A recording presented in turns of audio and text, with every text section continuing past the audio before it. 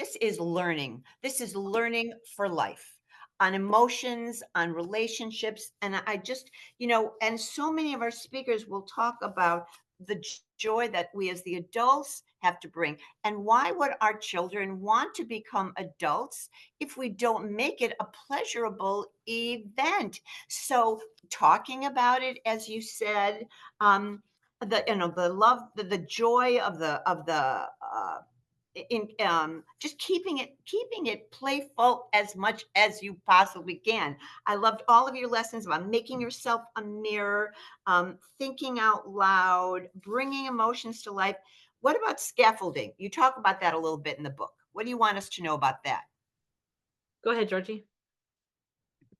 Yeah, I think that the moments where our kids are struggling and they're frustrated with something that they're trying to do, a lot of times, like, I'll see my son and he'll be like, "Oh, I just got this, box of Legos, but I can't get this bag open," or I want to do Play-Doh, but I don't, it hurts my fingers to like get my fingers under those little lids and pry them off, those tiny little, they make them like the minuscule little jars of Play-Doh and stuff. Or I don't like slime. I don't like gooey stuff. I don't like doing this, but like all the friends want to do slime or something like that. So the things that like might be points of being able to stretch our kids, Mm, the things that they don't want to do, the things that make them frustrated, the things that they find difficult to stick with are opportunities to sort of help them grow into themselves in those areas.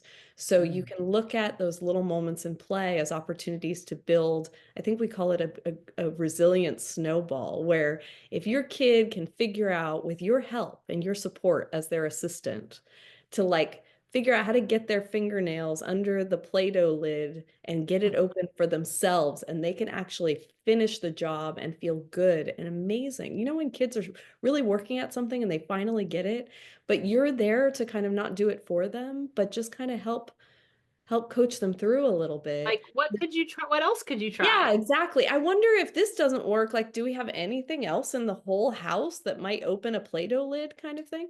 And mm, see how many different ways your kid could actually solve mm, that problem within their mhm, developmental level, of course. Like maybe a 3-year-old's not going to think of something, and you could have like, three different things in your hand and say, huh, which one looks like a Play-Doh jar opener? mhm, But the idea between of scaffolding is that kids can actually stretch their skills and abilities, and we can stretch their confidence in themselves, their belief in themselves, their sense of resilience that will snowball into bigger events and bigger moments in their life. So if I can do this and this little thing, then that can move into I can take on medium challenges too. I can take on the really big challenges in life because look, I know how to sit down and figure it out. And my parent is here to help me, but not to take over and do all of it for them. That's kind of the scaffolding part, right? We're there just to give them just enough help that they can take it and run with it themselves and feel like $1 million when they are able to solve the problem. Our last question, then we're gonna let you go. It's a very busy time of year for you and lots going on. But there's a question about that chapter, narrating to integrate. What do you want to say about that? Okay, so narrate to integrate is similar to name it to tame it in the whole brain child, but we're actually adding a whole other level to it. So it's the idea that the left side of our brain provides words and logic and making sense of the order of things, like a linear part of a story. And then the right hemisphere brings kind of the felt sense experience, the sensations in our bodies, the images, those pieces of emotion, etc. So when we play is often storytelling, right? So it's often like, okay, well, there's a baby and the baby won't stop crying, and or I'm the hot dog guy and I got to go sell 100 hot dogs, or my boss is going to be mad at me, or whatever it's going to be. It's often storytelling that's happening, or kids are replaying a story of something that actually is happening in their lives. We have a lot of kids trying, like Georgie's son and his friend, trying to build fireproof walls around houses right now. So there's a lot of like, playing the stories. When Mhm. we help them narrate to integrate, which is another one of the strategies in the book, we are helping assign words to what's happening, So Mhm. that's left brain. Then when they're moving their bodies and they're arranging things, or they're talking about the feelings, or we got to protect these people, they're feeling nervous, whatever it is, then we go to more of the right brain stuff. And then we go back to solution, then back to felt experience, then back to solution. So what we're doing is we're oscillating left, right, left, right. And what that does, and this is talked about a lot in the whole brain child, is it integrates the structures of the brain. And when the brain is in a more integrated state, it allows us to be more flexible. That would be emotionally, behaviorally, cognitively, adaptive, resilient, energized, and stable. And so when we promote integration in the brain, we are actually promoting mental health and optimal development. So narrate to integrate is really facilitating and supporting a child making sense of the events of their lives that are either real or imagined. The imagined ones are just as important as the real ones.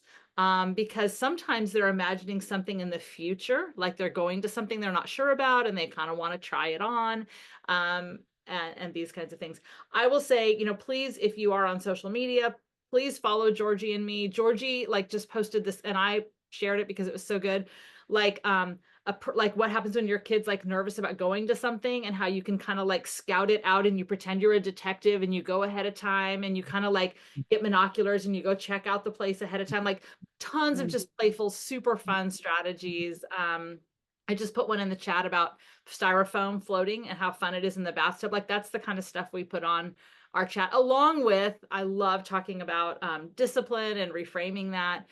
So anyway, we have a lot of stuff out there, and you can check out our websites. There's tons of podcasts for you to listen to. We both have been talking a lot about this stuff on podcasts if you just Google our names and podcast. So everybody share the book, share the resource, check out all of the amazing books that have been written in the past by Tina Payne Bryson, and now her newest co-author. Whenever you come, we are changed. You've spent your life talking about connection, and through the years, I've seen this awareness build. It seemed like, there you were talking about this. And now here we are talking about this. That's why I think of you as this very important innovator and thought leader. It is an honor to listen to you talk. Thank you. Thank you. Thank you, Gilda. I appreciate you Can't wait so for the next one. Keep going, okay? much. We'll see. Thank you, everybody. This is where we go hug the kids. So we're going to go hug the kids. Go play. Have a playful day. Play. And we're going to go play. Thank you so much. Everyone. See you next time.